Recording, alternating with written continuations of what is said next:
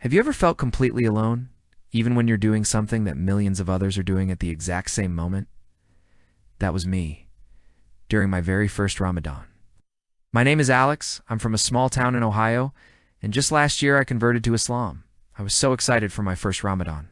I read all about it, I watched videos, I thought I was ready. I imagined beautiful iftar dinners with family, late-night prayers at the mosque filled with community, and this deep, profound spiritual connection. The reality? It was tough. It's really tough. My family, they're great, but they don't understand. So while they were eating lunch, I was in my room, my stomach growling, feeling this huge wall between us. My friends tried to be supportive, but they'd forget and offer me a drink or ask me to grab a bite. Each time, it was a gentle reminder of how different my new path was and how alone I was on it. The first few days were the hardest. I'd wake up for suhoor, the pre-dawn meal, in the dead of night. It was just me and a bowl of oatmeal in a silent house. The quiet was deafening. I'd scroll through social media and see these massive, joyful iftar gatherings in places like Egypt or Malaysia, and then I'd look at my own small plate, ready to break my fast alone. The feeling of isolation was overwhelming. I started to question if I'd made a mistake. Was I strong enough for this? I remember one afternoon, about a week in, I was just so hungry and lonely, I almost gave up. I walked to the kitchen, opened the fridge, and just stared. It felt like this huge test, and I was failing. I closed the fridge door, went back to my room, and for the first time, I just prayed. Not the formal prayers, but I just talked to God.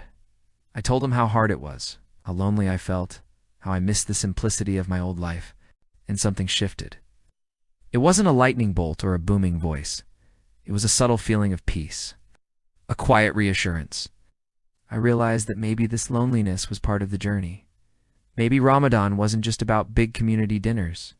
Maybe for me, this first year was about building a one-on-one relationship with God without any distractions. So, I changed my approach. I started using that quiet time for reflection. I read the Quran more, not just the words, but really trying to understand the meaning.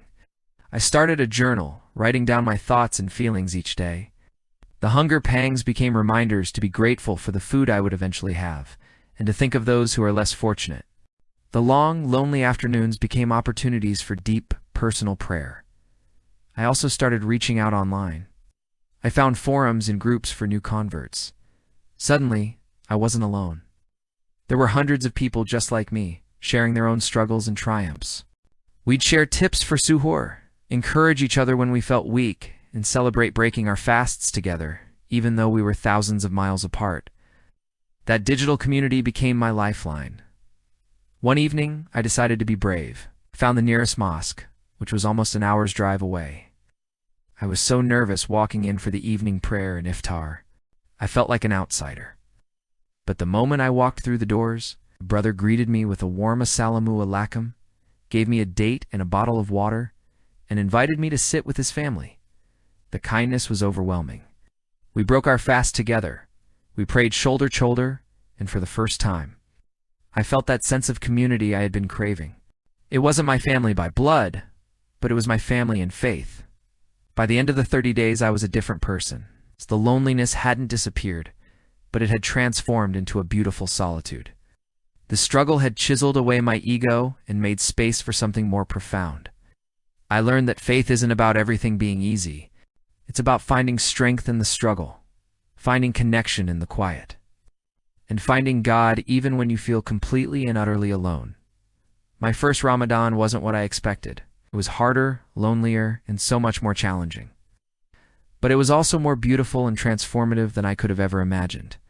It taught me resilience, gratitude, and the true meaning of community. If you're a new convert or someone feeling isolated on your spiritual path, please know you're not alone.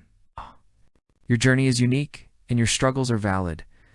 Embrace them, because on the other side of that struggle is a strength you never knew you had. Thank you so much for listening to my story. If this resonated with you, I'd love to hear about your own experiences in the comments. Don't forget to like and subscribe for more conversations like this. Peace be with you.